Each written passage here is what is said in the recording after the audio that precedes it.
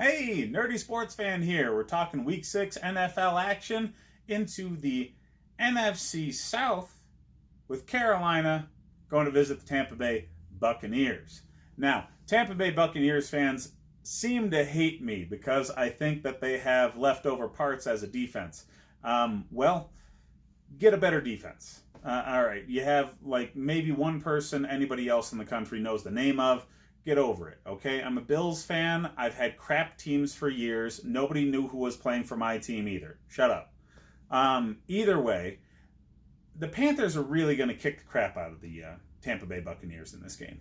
The Panthers got a tough win against the Jacksonville team that is surprisingly energized at this point in the year with their backup quarterback Gardner Minshew putting a lot of magic out there on the field.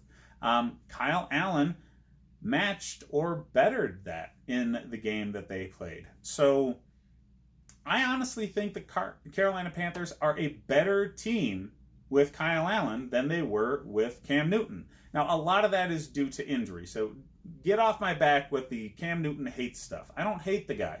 He's just been hurt for 2 straight years. And a lot of it has to do with his own style of play. The guy's done it to himself as much as a bad offensive line has done it to him.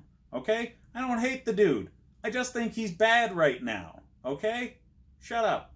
So anyways, Carolina is going to win, and they're going to win because in spite of Tampa Bay having a fantastic run defense, they have a terrible pass defense. And in the first game that they played together, yeah, Christian McCaffrey was neutralized pretty well, but do you really think that he's going to be neutralized again by the same team? You think they're not going to be able to game plan against that? So they had Cam Newton throwing and running the offense at that point. They have Kyle Allen now. It's a different game plan with a guy who actually throws pretty well and isn't hurt. So yeah, I do think Carolina's the superior team, top to bottom, the offense, the defense. They're overall more talented.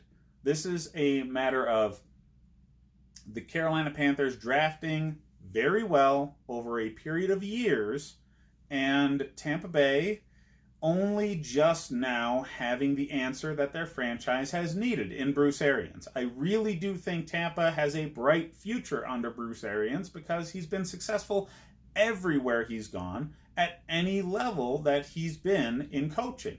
So when he was with Pittsburgh, the offense was fantastic.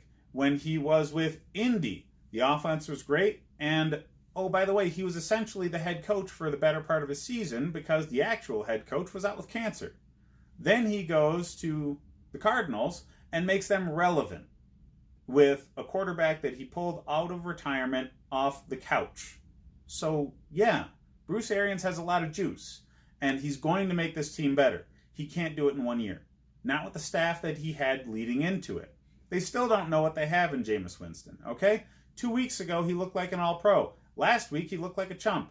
Weird how that's happened his entire career.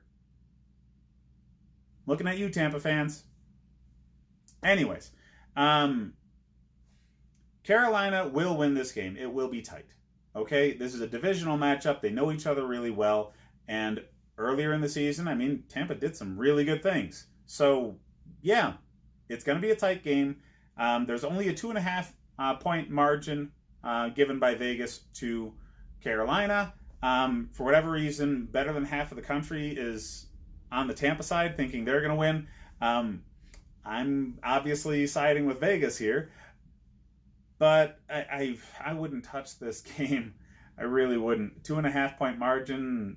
I'd probably say it's going to be in that 1 to 2 point range. It's going to be tight, guys.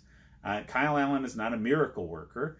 He's been in shootout games. He's been in game management, but really, he's only started a few games in his career. Jameis Winston, he's hot one game. He's terrible the next. You never really know what you're going to get with him. So there's too many factors for me to even want to think about touching this game with my money. But as far as fantasy football goes, Christian McCaffrey is going to have a down game. Greg Olsen is going to be primo, okay? Olsen and DJ Moore are going to go off, okay? Try to figure out who second and third receivers are for this team. If you have waiver wire needs because you have bye weeks to deal with, consider picking up random receivers from Carolina because they are going up against literally the worst pass defense in the league. Any quarterback looks like an all-pro against Tampa. So if you need to start somebody, pick somebody from Carolina to do it in a streaming sort of situation. Daily fantasy, this is perfect for, okay? These guys are going to be cheap. So you pick up a DJ Moore, who's normally not highly rated, and he's going to go off. So I actually have him as like the number 5 or 6 fantasy option for receiver this week.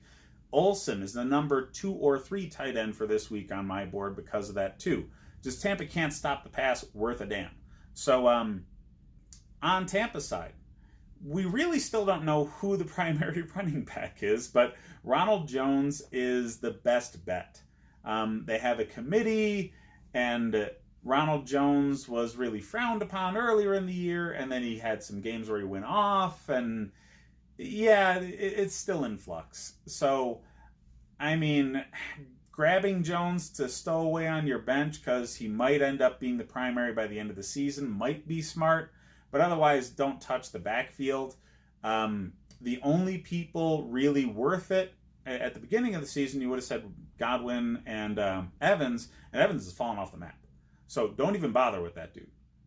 Chris Godwin is literally the only fantasy start with any sort of consistency that's viable for Tampa. Winston is a streaming option. Go the every other rule. He had a bad game last week, so this might be his week where he's good. But everything's going to go through Godwin. He's got fantastic chemistry with that dude and that dude only in the passing game. And he absorbs all sorts of targets. He gets into the end zone.